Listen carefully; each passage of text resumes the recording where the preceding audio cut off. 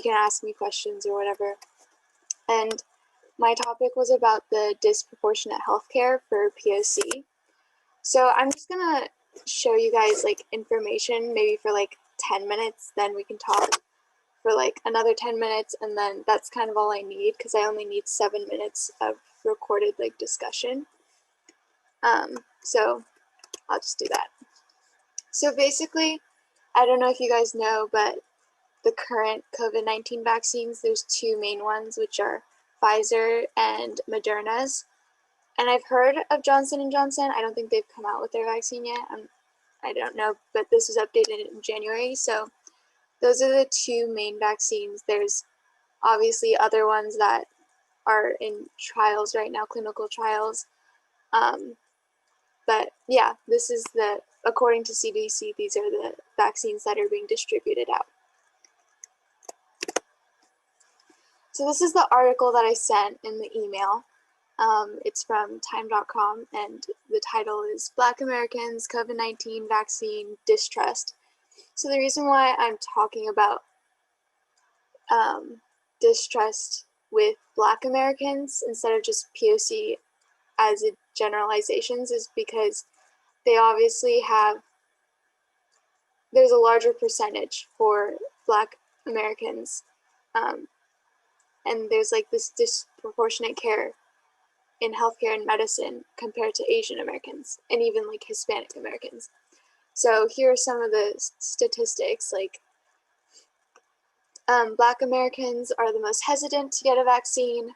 Researchers have documented that Black patients have been treated differently compared to white patients in the US. And that's kind of what my topic for the IBPPS is about, is just how in every aspect in healthcare, they're just treated differently, whether that's based on like personal bias and whether that's like, what's the word? When you do it purposefully and not purposefully, like some of the racism isn't even like, what's the word? But anyways, when they're just not being explicitly racist, they can be kind of stereotyping without even knowing.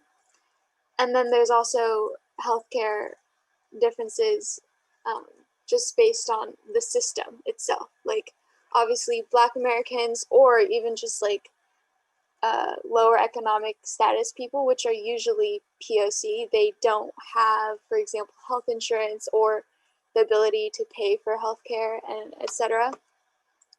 And even like it goes down to like the food that they eat, like how healthy it is, how much nutrition they're receiving. Like it just has a lot to do with like a lot of different factors. So I guess the thing that we want to talk about today is how that kind of goes into even COVID-19 and vaccines, to put it into like a real life example.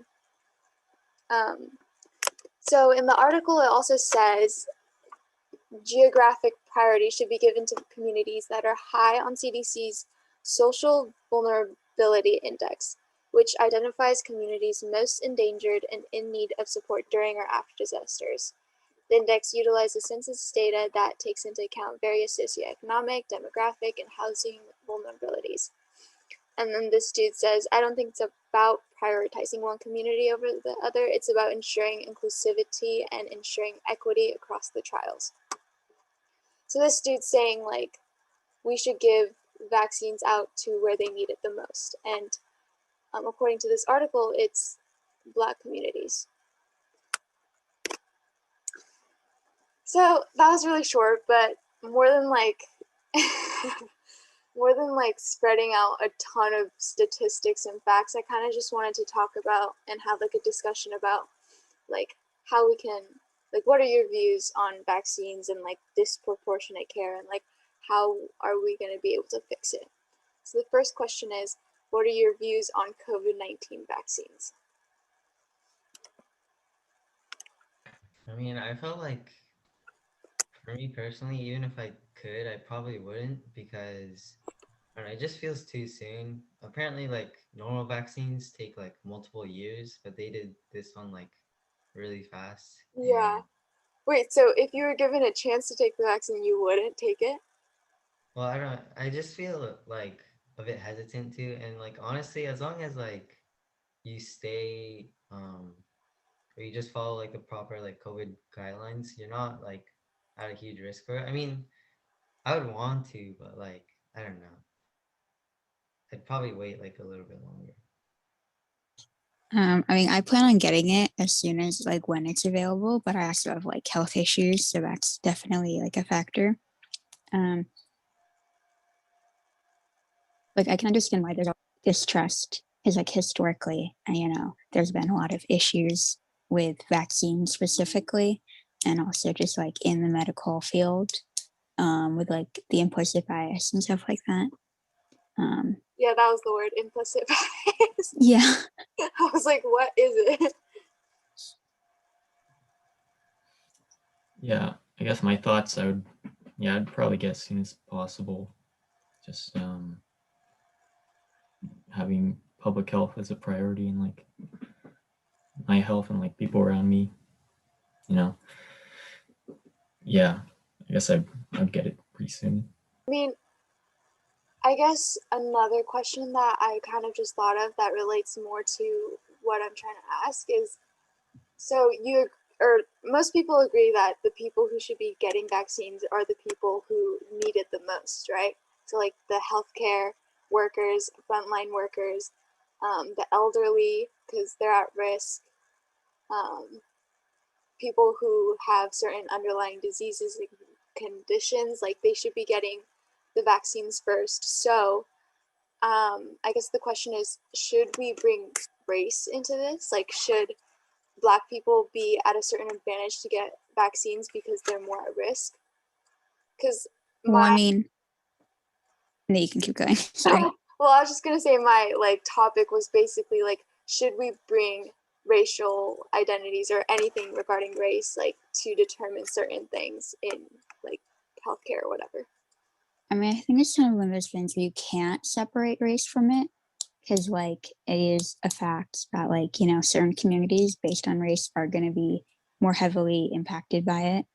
And so I think it's less about like getting it to them more than other groups and more about trying to, like, make it more equal. So if they have the same access as other groups.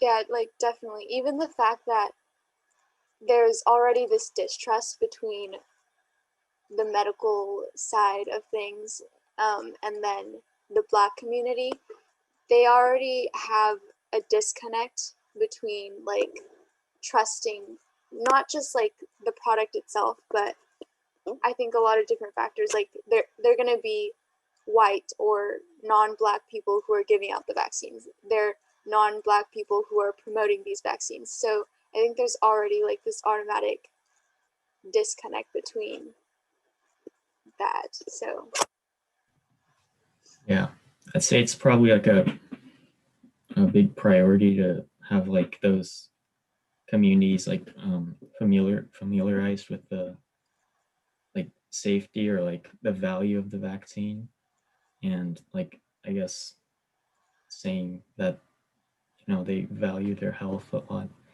and like I guess like trying to get familiarized with it.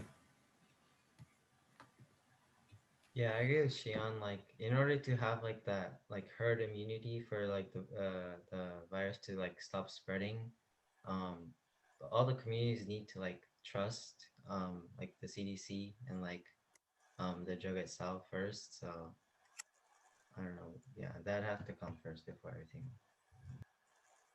okay, and then I think one thing that I put into the email, which I don't know if you guys want to talk about, but I mean, this is a question that we kind of talked about, but like, do you have any ideas what you can do as an individual, or maybe like what we can do as a community to help combat not just racism exactly, but kind of help out like certain aspects, especially of like the COVID-19 vaccines, like how we can promote certain things?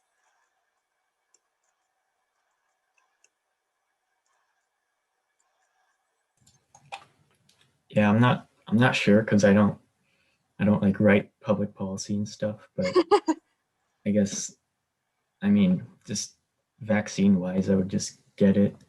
That's what I would do individually. And I guess like not spreading fake news is always Yeah.